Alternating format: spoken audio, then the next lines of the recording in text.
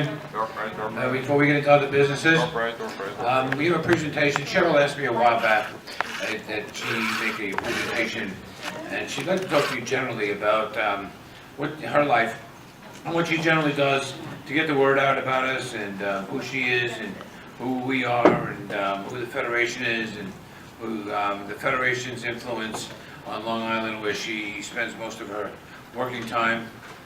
She doesn't spend much of her living time there because she used the excuse of a travel agency to not stay home. So she claims it's work, and other people claim it's vacation. It's kind of cool to combine them both. So when you see this sign at Cheryl's house says "Gone Fishing," she probably has, and she can take it as a tax deduction too. Gone fishing, tax deductible.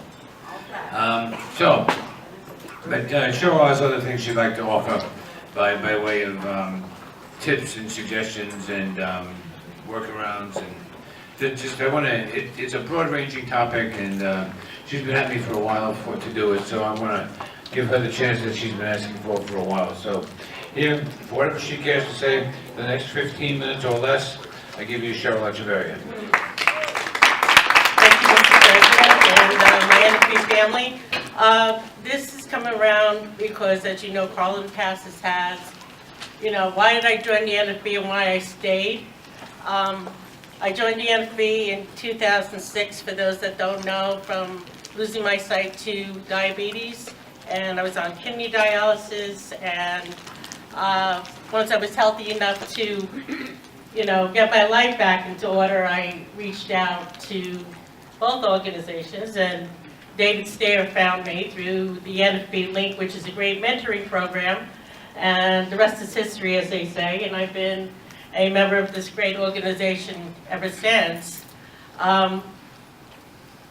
In 2009, as you know, or may not know, I'm a travel agent, and that's after losing my vision, so I turned my lemons kind of into lemonade because there were not too many travel agents out there meeting our needs or advocating for us in the travel industry, whether it's the planes, the trains, the automobiles, cruises. And yes, I do much more than just cruising, even though everybody calls me the cruise lady. I actually love it because at least I'm recognized for something positive.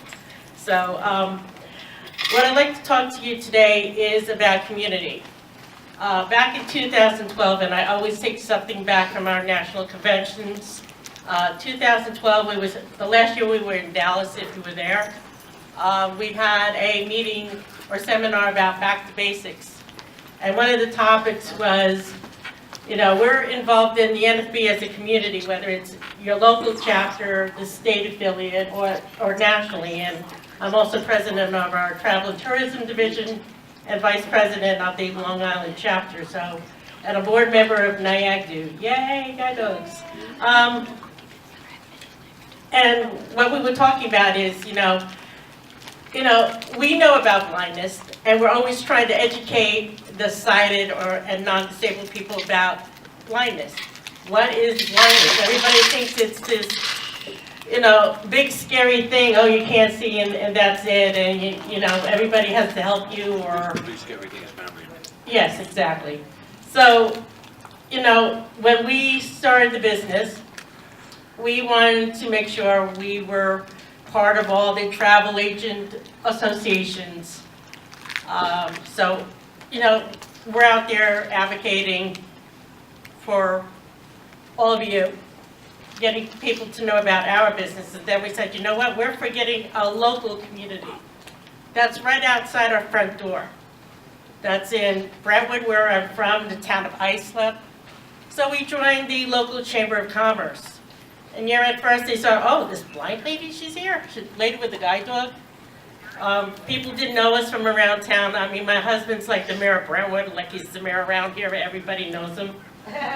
So, at first people were like, why are you here? And I said, I own my own business, I'm right here in Brentwood.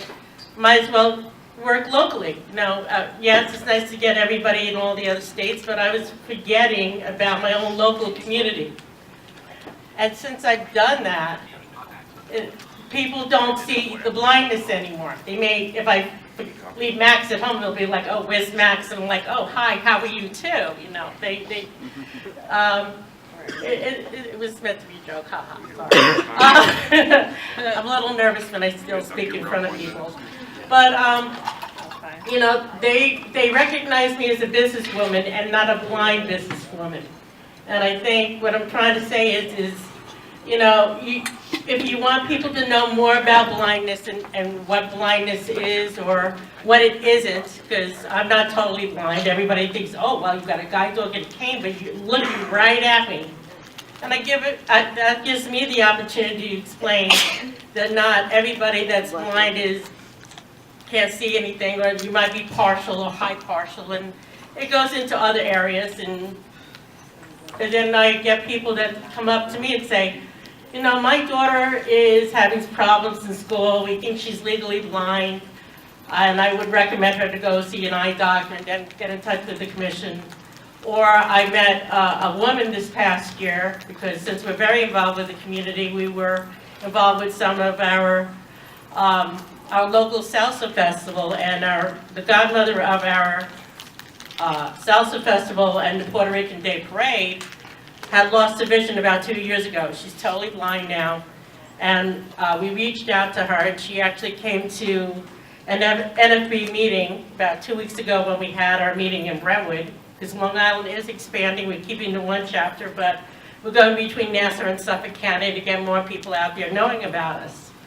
So in actuality, we're doing both jobs, being travel agents and NFB members. We're doing what we're supposed to be doing, educating the public, so that, you know, eventually, who knows, we'll all get better jobs.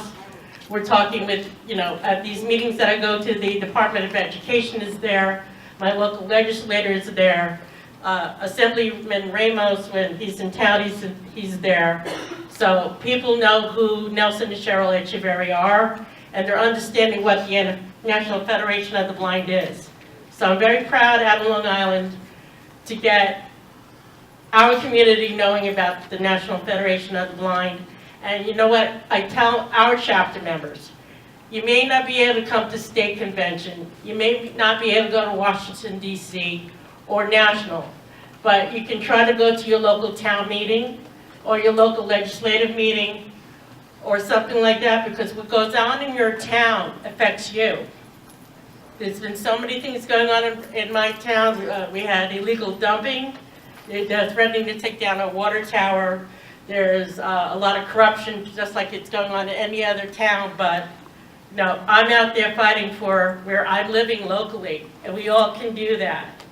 So, you know, you could take your SCAT bus or just walk down the street to your library. Something is always going on. So if it's in your town, you need to stand up and go out there and say, we need to change this.